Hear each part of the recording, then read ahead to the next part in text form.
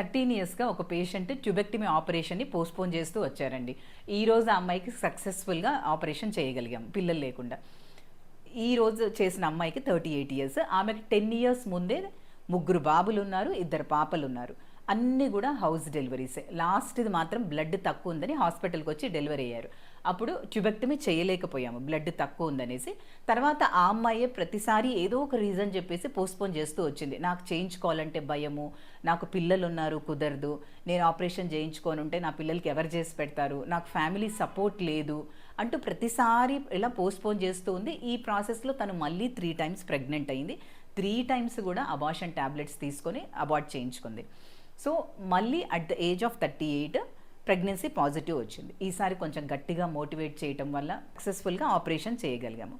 So tubectomy అంటే అదొక చిన్న ప్రొసీజర్ అండి. ఒక 10 మినిట్స్ ప్రొసీజర్.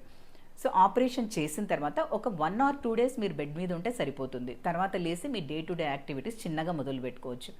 బరువులు ఒక 15 డేస్ మోయకూడదు, దూర ప్రయాణాలు చేయకూడదు, మోషన్ కొంచెం గట్టిగా రాకుండా చూసుకోవాలి అండ్ దగ్గు రాకుండా చూసుకోవాలి.